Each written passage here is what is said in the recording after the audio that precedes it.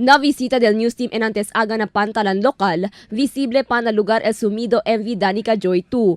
Un passenger cargo vessel Cheneruta Zamboanga para Sandakan. Alas 4 ayer tarde cuando ya llega na pantalan lokal, a bordo el más de 700 mga pasahero. Pasada alas 9 anoche cuando yaman bariskat isumina mismo pantalan lokal. Puera na mga pasahero takarga también el barco mga otros cargamento. Según con el mismo alcalde del ciudad Benclimaco Salazar, insigidas Elia coordina con mga otoridad para darle seguridad con el mencionado barco y mga carga. No hay según kanya iri o afecta ng mencionado aksidente. And we were able to respond from the owner of Alison.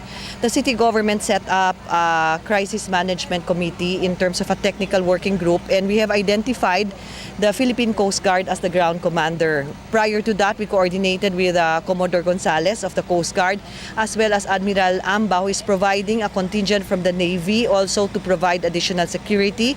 Colonel Chito Magnaya provided the ground security, and the CDRRMO is responding by providing the light provisions, but the Bureau of Fire Chief Clint Chow was the first one to arrive in the area.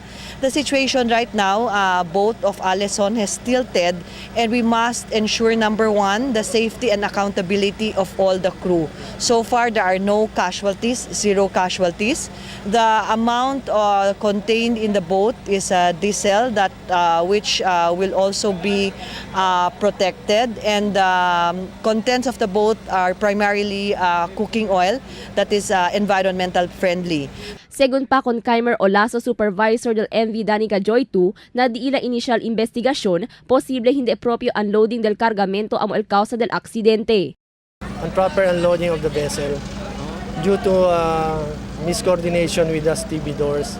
Kasi kasi kami talama kita, ligang na Zamboanga port, kada shipper tiene sila dilag own stevedores.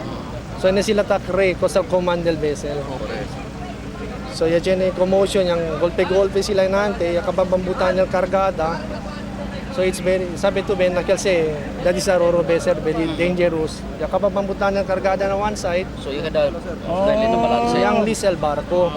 Además, admitido también el port manager del Philippine Ports Authority Liberto de la Rosa que él tiene efecto na operasyon del pantalan.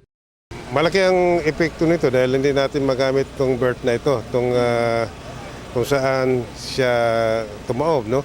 Hindi natin magagamit. So, magkukulang talaga tayo. Kulang sa barko, sir? Hindi, kulang tayo sa berthing area na magagamit sa barko.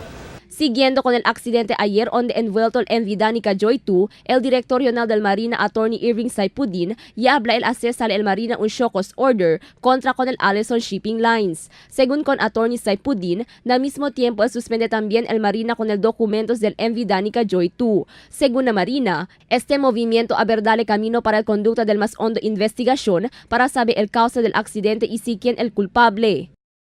We will issue a show cause order as a matter of procedure, because we are a quasi-judicial body. We cannot just make a conclusive statement and pinning point to anybody. After the show cause order, that's the time for us to render a decision, whatever might be the decision. We will call the Kapitan, the chief mate, even the owner of the vessel, to enlighten to us what really transpired. But what I'm very sure this time, we are going to suspend all the documents of the Danica Joy 2. Esperanzao según tiene hearing na otra semana acerca accidente. Para na Alison Shipping Lines, él llama también con el dueño y capitán del barco para manda kanila contesta y dale explanasyon. Crystal Almonia, Dateline Zamboanga.